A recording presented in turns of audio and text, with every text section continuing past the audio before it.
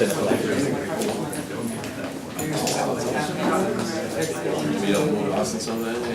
maybe so. Oh, I mean, much better. Yeah, so Waco's part of the reason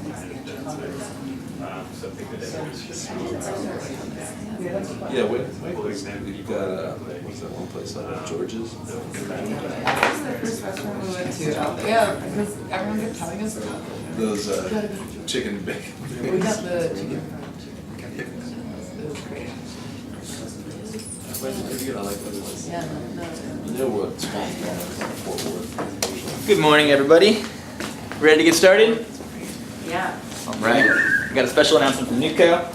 Want me to read this? It said, "Welcome to NewCo ATX. We, JustLegal, are thrilled to be a part of the NewCo Festival again this year. Last year it was in Boulder, Colorado, so this is our first NewCo in Austin. Very excited to be here. Folks at NewCo asked me to encourage you to share your experiences across your networks on Twitter using the hashtag NewCoATX, or the Twitter handle NewCo. You can follow us at JustLegal, as well as the Capital Factory, and NewCo on social media. We'll be ending the session exactly at the 45-minute mark or sooner to make sure everyone has plenty of time to get to the next session. Okay, so today we're here to talk about how technology and connectivity support a true free market. And as I was putting the presentation together last night, also how the true free market supports technology and connectivity. So today we're here to learn about free markets, a little bit of online marketplaces, and the relationships between them. So I'd like to start with why. Why are we here? So I put this talk together because I think free markets are really important. I think we can all agree that free markets are important to the economy and to business. And we've all seen the positive impact that free markets have had on society. However, I feel like many industries and businesses forget about these free market principles, and they don't think about their companies through this lens. And that creates inefficiencies. And when there's inefficiency, it also creates opportunity for entrepreneurs like us to create those efficiencies and to add more of these free market principles to transform industries. So we're going to talk about these principles, we're going to talk about some examples, and my intention is that you can leave here today armed with some knowledge about free markets and how that can relate to your business, and some new skills that will help no matter what your business is. If you're selling anything, I hope that these skills will help. So, the what. Today we're going to talk about what a free market is. We're going to do a brief history of capitalism. We're going to talk about free markets and the internet and how you can use this info. The how is going to be me talking a bunch. Just kidding. I want to do my best to make this interactive. But I also encourage you guys to raise your hand if you have any questions, or if you disagree about anything, or if you just want to add something. Who am I? My name is Willy Ogorzaly. I'm the CEO of JustLegal.com. I'm not here to talk about JustLegal, but I'm not an economist or anything. I took a couple economy classes in college, and then started this company as a class project. And one of our core missions at JustLegal is to create the first true free market for legal services, because we've identified the lack of a free market as the core problem in the industry. And we believe that introducing these principles is actually the key to disrupting it and bringing the efficiency that we all need in the legal industry that it's really lacking right now. So I did bring some swag. I got some webcam covers you can put over your webcam for privacy purposes instead of duct tape. And I got some coupon codes. What we do is we connect people with lawyers online. So I always say I hope you never need to use our business unless it's for your startup. But if you need a lawyer, no matter what it's for, JustLegal is the easiest way to find the right match and schedule a free initial consultation. So I got some coupon codes and more information here. You want to come grab that at the end. And then the where, we're here at Capital Factory, and I want to give special thanks to Capital Factory and NewCo for making this happen. All right, so I want to start with a question for you all. I'd like to hear if anyone has a definition of a free market. What does a free market mean to you? It means a lot of different things to different people. Do we have any brave souls in here? You want to give it a try? All right, I'll just start calling on people. What does a free market mean to you? Something that's not as highly regulated or controlled by any one entity, maybe a market that's open and it's more cohesive. Absolutely. I think that is a core definition. I think, and interestingly enough, it's not regulated by anyone or anything, but the concept of a free market includes the invisible hand. So if you have a free market, then the invisible hand kind of takes care of regulating everything and making sure that hundreds of people across the globe can work together to create an efficient outcome. Anyone else want to take a stab at it? I think it's a pretty good definition, and most definitions involve regulation. And the Merriam-Webster definition of a free market is that it's an economic system in which prices are determined by unrestricted competition between privately owned businesses, as opposed to the government. Also wanted to throw the definition of marketplace up there. So the classic definition is an open square place from where markets or public sales are held. And then in this day and age, that definition applies really well to online marketplaces as well. So online marketplace is like a virtual version of this, where buyers and sellers can come together. And then the second definition is that it's the interpreter of supply and demand. So marketplaces are really where the free market comes to fruition. So I think it's also helpful to think about free markets. Another way to think about free markets is what makes a market free. And thinking about that is actually easier than it may sound. So it all comes down to 3 ingredients. The 3 ingredients to a free market are information, competition, and transparency. So information is a question: do consumers have adequate information to make an informed purchase decision? That's a requirement for a market to be free. Competition. Are sellers forced to compete with each other on both price and quality? And the third is transparency, or really a lack of deception. Are people being truthful and transparent with the information they provide? As long as you have these 3 ingredients, you get the market can be free, and the invisible hand will manage the balance between supply and demand. And you get all the benefits of a free market that we all know so well. And the main benefit, there's many benefits, but I think they all feed into this main benefit of maximum efficiency and utility for customers, and the absence of the need to regulate the market.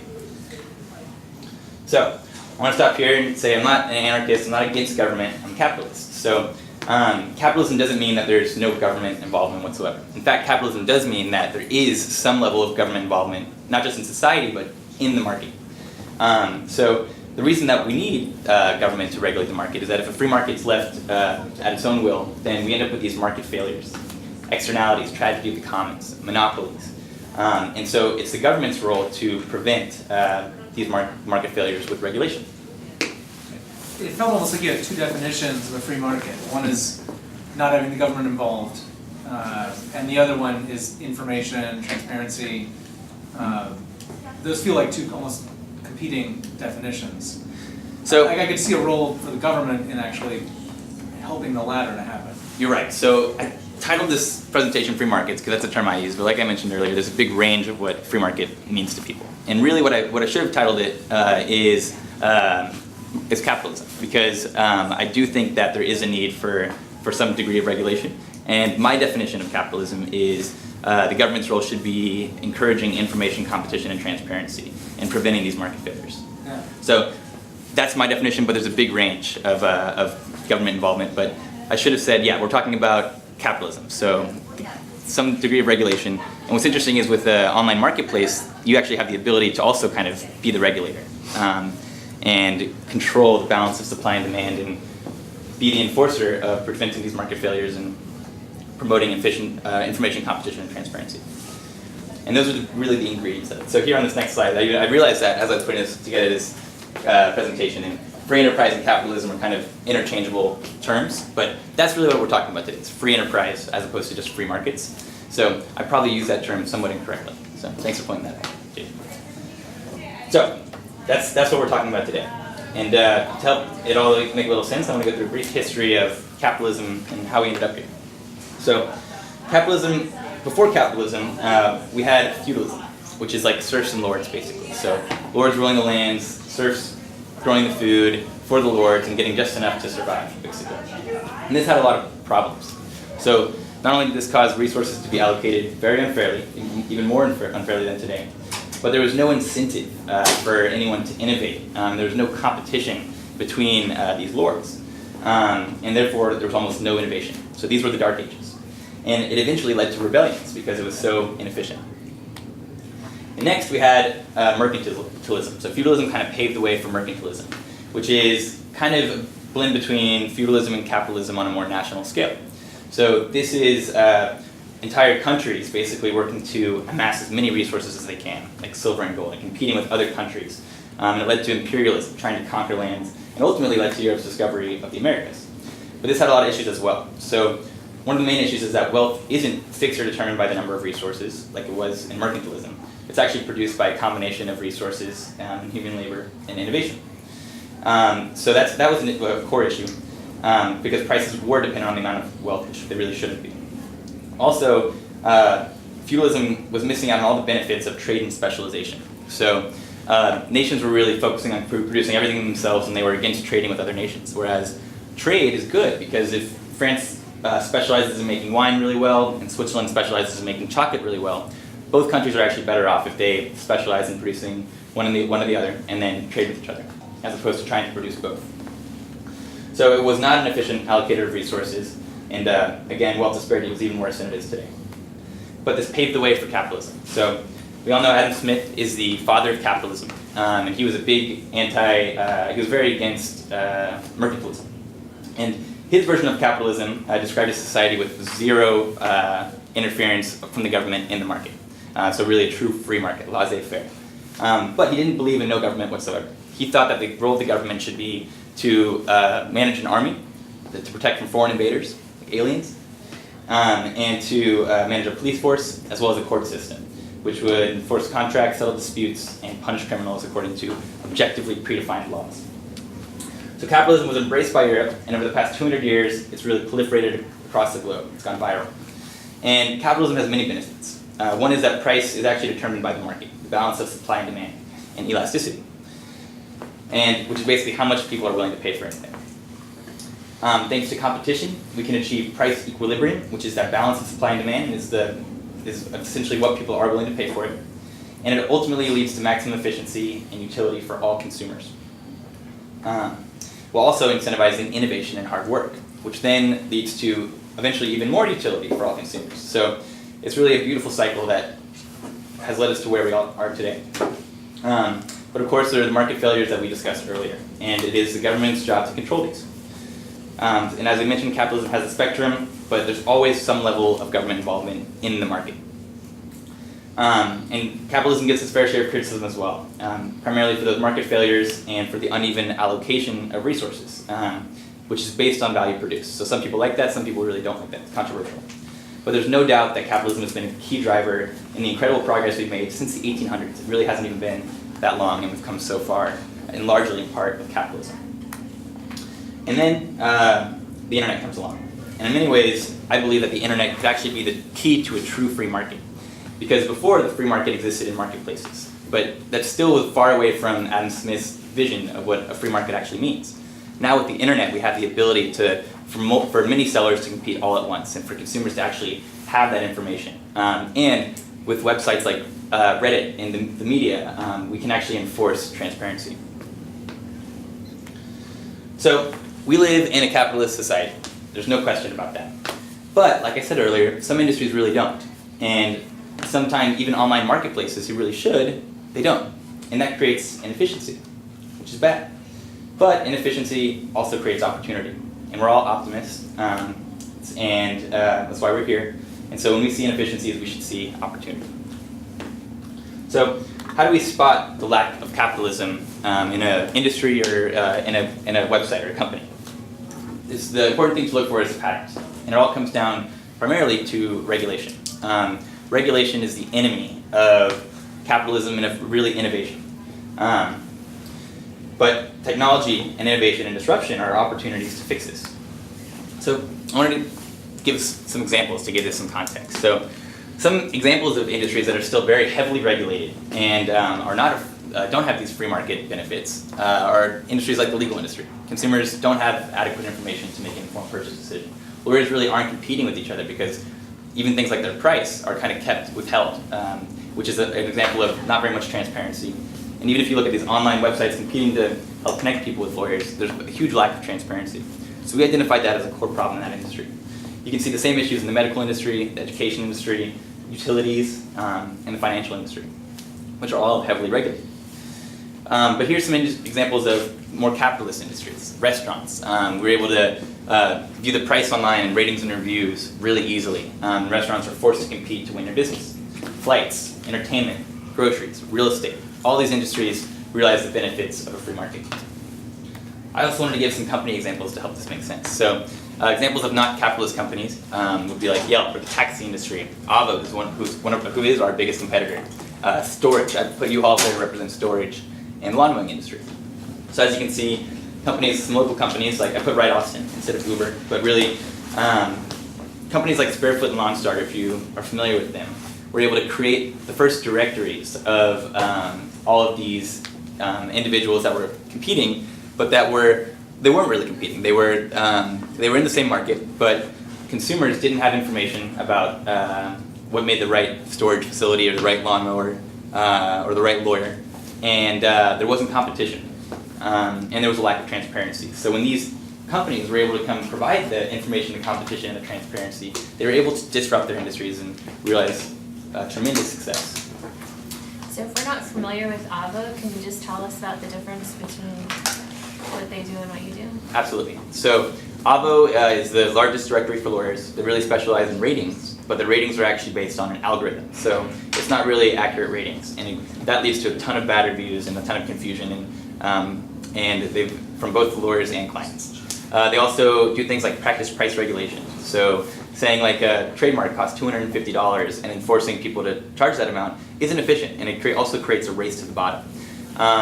Also things like letting players pay to show up at the top of search results as opposed to showing people the best match for them is misleading, and it isn't fair competition. So it's really interesting. Because Avo has been around for 10 years and they're huge. They're valued close to $1 billion, but they haven't been able to really disrupt the industry. So, we're sitting in our rooms, bouncing ideas off the wall, trying to figure out why. And to me, the core problem is the lack of a free market. And I think that companies like Avo and many other companies in the legal tech space are trying to solve symptoms of the core problem. Like, it's hard to find a lawyer, lawyers are expensive, and they're focusing on those symptoms. But we believe really the core underlying problem is lacking a true free market. And that by creating a free market where we can give consumers information and where lawyers are forced to compete for their business on price and rating and quality, and we're transparent about it, that can be the key to actually disrupting the industry. Just to be a little difficult and make your job a little tougher, Basis is on my team. the example of Ride Austin is a little different because of the politics we just went through in the past couple of years regarding regulation. That's a good point. And I'm curious if you think, or if anybody in the room thinks that semi-regulation, if that's a word, tends to lead to oligopolies. You also see throughout airlines. I don't see airlines as that fair because you only get to choose from about 6 of them. The 6 you get to choose from are the ones who can afford those routes and can afford to shut the government up and stay in business. That's a good point. And it seems like with ride sharing, at least locally, we went through this period where you can only play if you fingerprint, and so it knocked certain players out. That's like a surface level view. Deeper, there was other weirdness going on. That's a really good point. But if semi-regulation is an issue, I'm gonna just offer that I think it narrows who can compete.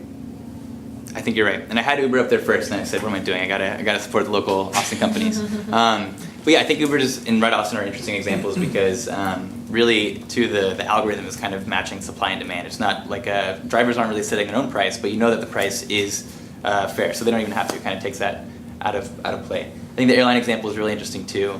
But we do have these tools at least that aggregate all the prices. So you're not just going into an airline and talking to each of them to find out what the price is, and there's at least some level of ratings and stuff out there on flights. But I think those are good points.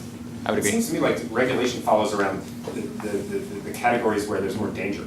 So we don't want planes falling out of the sky, so the government steps in. Mm-hmm. But if you sell fertilizer, you're going to be less regulated because that can't really hurt anyone. Fertilizer can hurt people. That's right, and so that was, I guess, the intention when they put the fingerprinting regulation in place was to keep people safe, because if you just let the free market go, then people that have malicious intentions might have lower prices and get riders, and riders might not be able to figure that all out. Yeah, but I would say airlines, the big thing is just the barrier to entry. Right. And at a certain point, there's certain markets where you can only really afford to have 1 or 2 players. There's, because the barrier to entry, but I would argue Uber and Ride Austin, it's at a certain point that software is pretty cheap. And it's real, then it's just about market adoption, which does create its own barriers to entry at a certain point. That's a really good point. And I think we have a discussion about whether market failures whether barriers to entry, large barriers to entry are a market failure, or whether they do create efficiency. But I think they probably are an issue that the government is supposed to regulate, and they're supposed to prevent these monopolies from existing. So you're saying that if you have a market that's not capitalist, that's a market failure. No. That's not what I'm saying. I'm Okay. saying market failures occur when capitalism is unchecked. If it's Okay. not properly regulated, Got it. that leads to market failures. So I guess in some of these examples Mhm. where you have an industry, like the medical industry or the legal industry that you're saying doesn't have this kind of free market conditions, have you looked at like, why that may be the case? It would seem like in some industries there's maybe regulation because of the industries themselves don't want to be transparent, and they've self-selected away from a free market. And in other cases, there may be, I don't know, government interference that isn't operating the way that maybe the lawmakers had intended.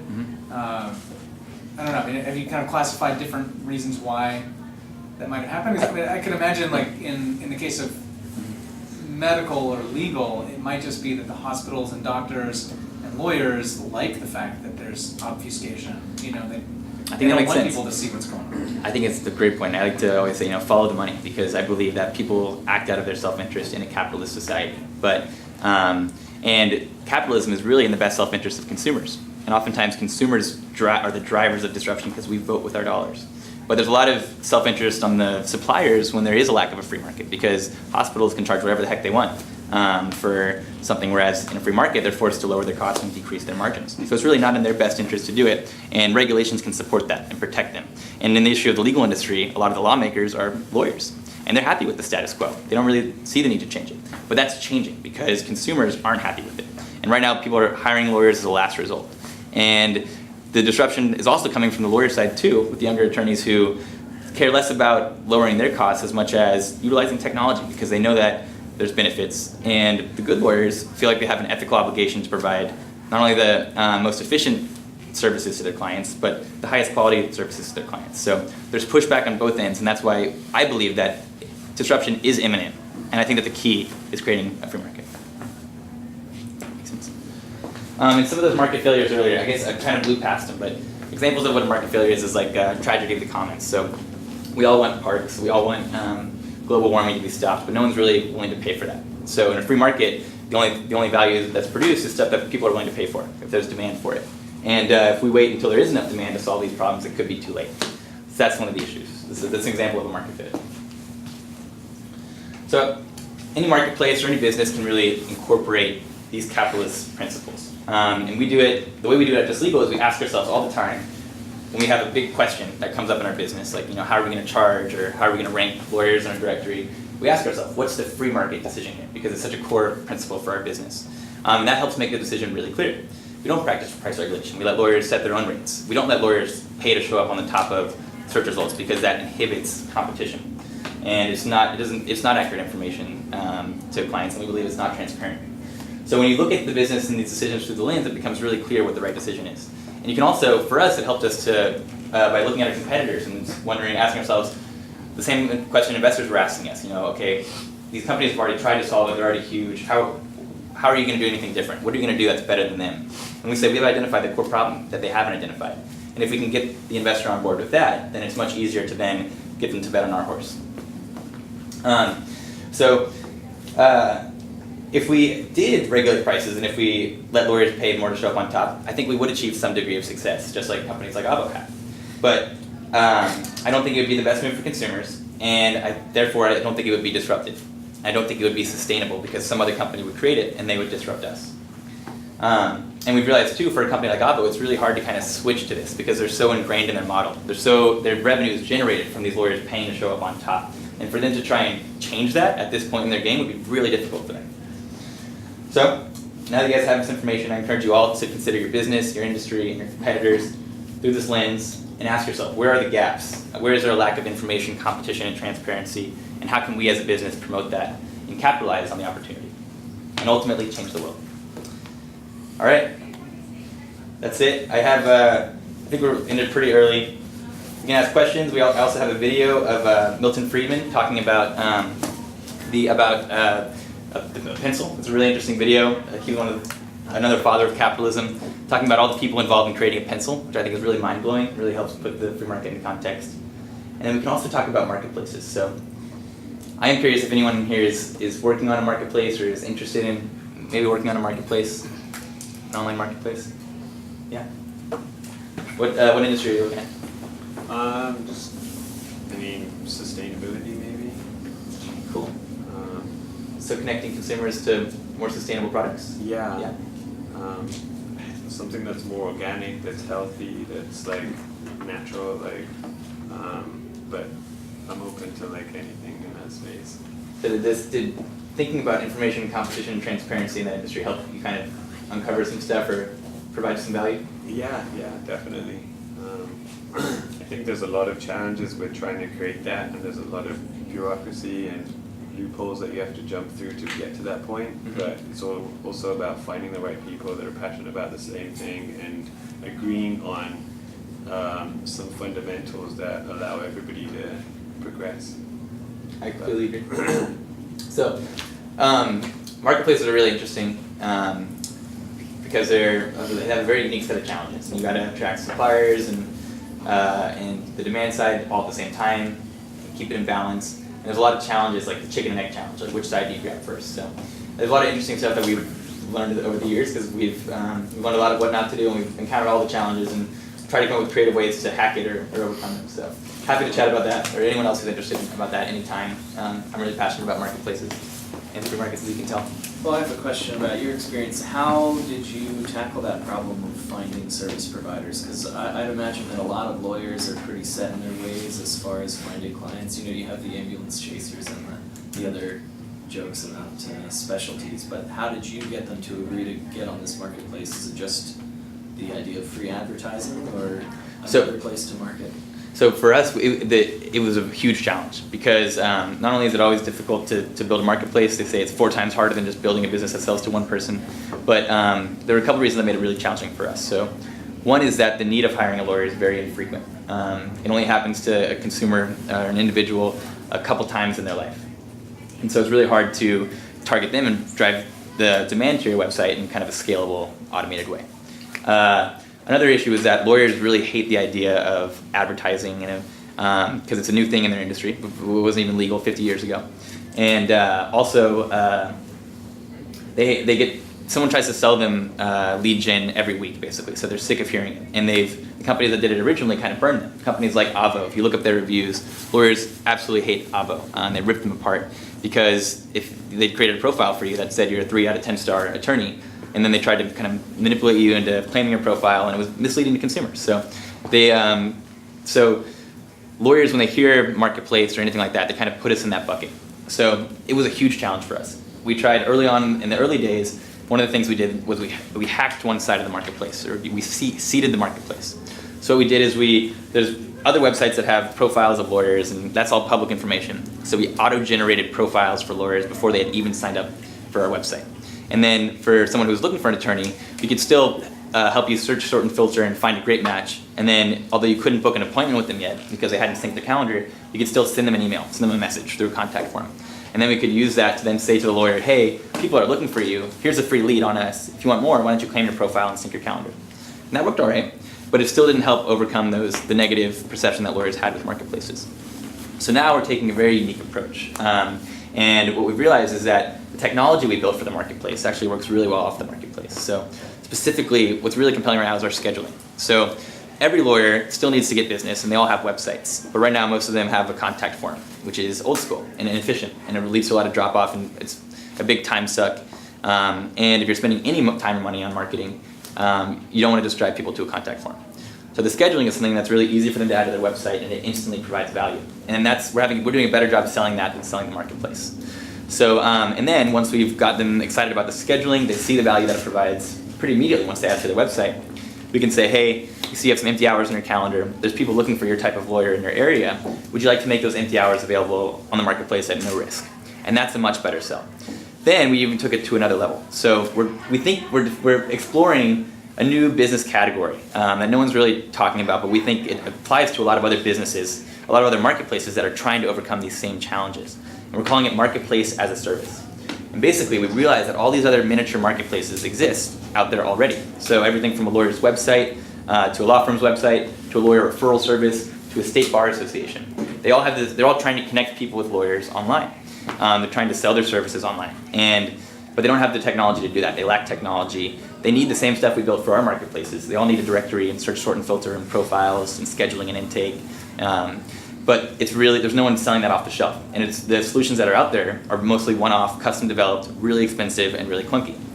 We realize that we can provide that better technology at a lower price point, because what we're really interested in isn't the $5,000 a month that we can charge Bar Association to license our tech. It's getting thousands of lawyers onto our platform, getting access to them all at once, and getting the endorsement from a Bar Association to help overcome those negative perceptions.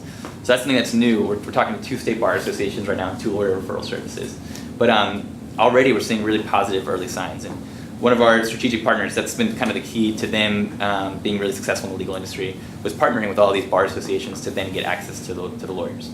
So one thing we heard from Willy's team was that this was like an investor who'd done well in marketplace type applications.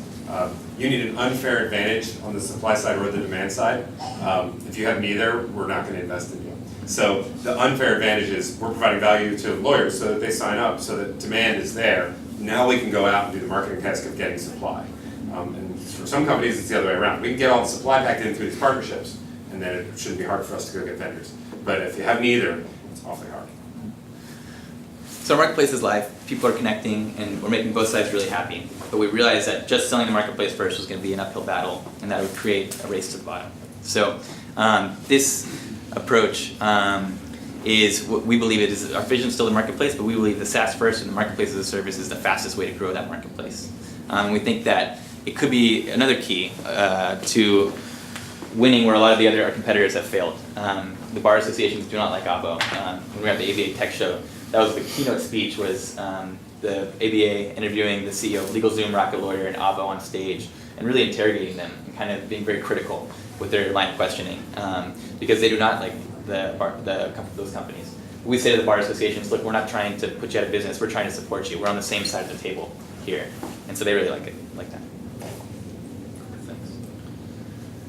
Cool. How about we watch this video? I think it's pretty cool. Let's see. And if you want to head out, you can head out.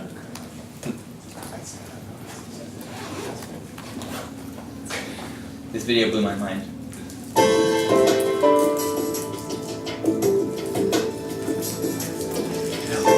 It's not happening. I promise.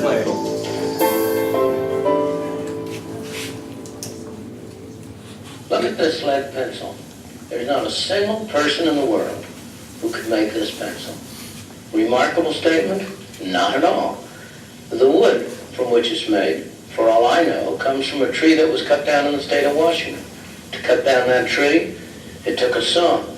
To make the saw, it took steel. To make the steel, it took iron ore. This black center, we call it lead, but it's really graphite, compressed graphite. I'm not sure where it comes from, but I think it comes from some mines in South America. This red top up here, the eraser, bit of rubber, probably comes from Malaya, where the rubber tree isn't even native. It was imported from South America by some businessmen with the help of the British government. This brass ferrule, I haven't the slightest idea where it came from, or the yellow paint, or the paint that made the black lines, or the glue that holds it together. Literally thousands of people cooperated to make this pencil. People who don't speak the same language, who practice different religions, who might hate one another if they ever met. When you go down the store and buy this pencil, you are in effect trading a few minutes of your time for a few seconds of the time of all those thousands of people. What brought them together and induced them to cooperate to make this pencil? There was no commissar sending out orders from some central office.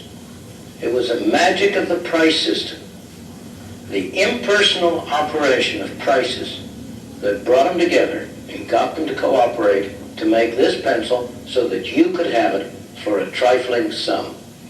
That is why the operation of the free market is so essential, not only to promote productive efficiency, but even more, to foster harmony and peace among the peoples of the world.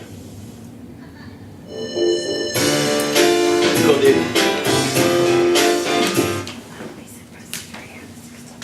Awesome. All right, that's all I have for you guys today. I also will accept this swag, and always happy to chat if you have any questions. Willy with a Y at JustLegal.com. All right, thanks everyone. Enjoy the rest of NewCo.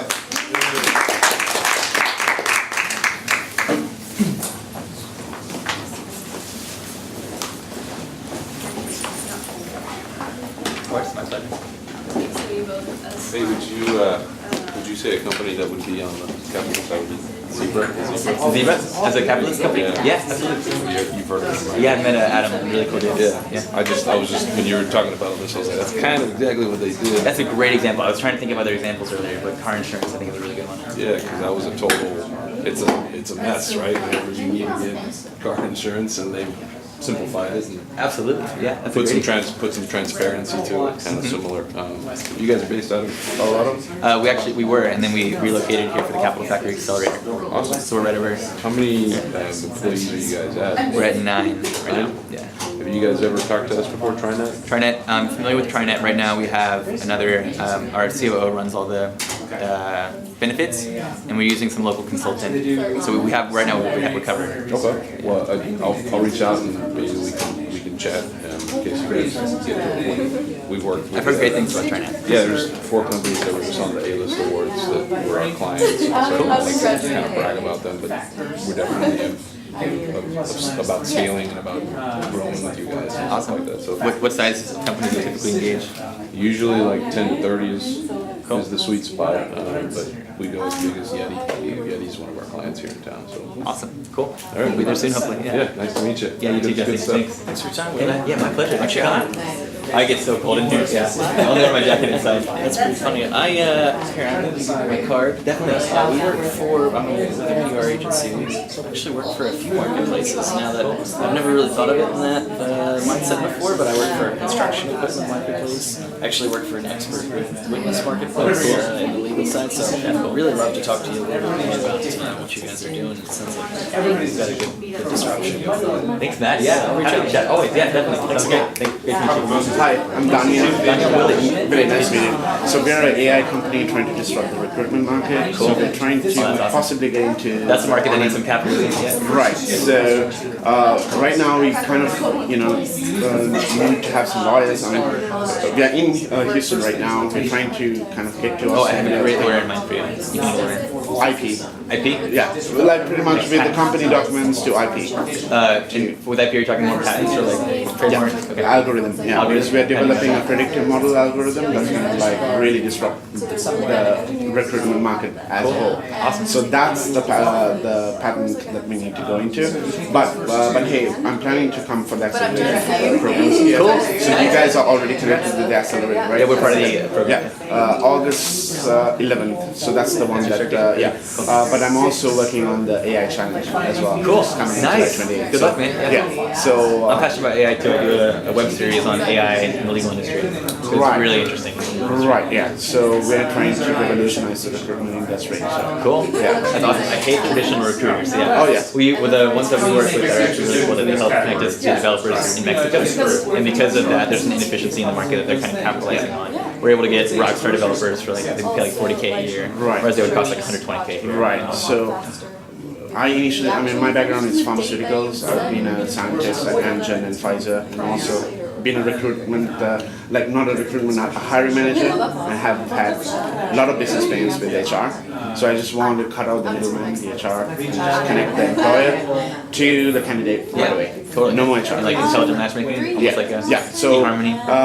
kind of eHarmony, but it's also cognitive scale. So the human mind, biases, and predictive modeling and all that. Super cool, dude. Yeah. So that's what we're in the market for. So I've been doing the AI challenge. So because right now we need that, guidance as well. I mean, we are in Houston right now. We kind of not really quite set with the attorney and all that. We need a company attorney. Yeah. But as a startup, as you said, chicken and egg, we're kind of struggling with the finances Oh, right of now. course, yes, So, of course. so we're kind of looking for a company attorney who's willing to come on a like an equity basis and like just kind of share revenue and be with us right throughout. Not just an attorney who provide us the documents and So you can't even get started with this. I understand you have a lot of money now, but typically those types of attorneys are willing to give discounts early on because what they're hoping is that you're successful and then they need to draft fundraising documents and Series A documents and employee agreements and that it turns into a longer lasting relationship. We have one that's really cool. He left the firm a couple months ago, very experienced, worked with a lot of startups, but now he's out solo. And he's really willing to you can give me my business card. I'll send All over your the details. information is here. Or? My information is not, but I'll switch it to you. Yeah. Cool. Awesome. Thank you.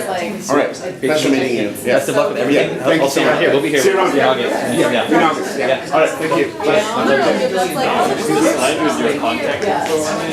it back up. Just the 4%. Go ahead, you wanna go to the There's like 40 billion. Thank you so much. I appreciate that. Yeah, help yourself. No, it's okay, I didn't even make I'm it. Willy. So no worries, yeah. I'm Laura. I'm Laura. Yeah, because What are you working on? well, long story. Procedure. They've got like 2% of Working purchase closely price. with an administration company. Cool. And I found a lot of, so let's say the process. You're not busy, I think like, it's still doing something, right? And I've noticed that organization, how they the way they like solve I guess you can hire them to go in and lead. Okay, yeah. So they And have it's a very lot of, actionless like, segmentation. they're a Because it looks like leads, right? yeah.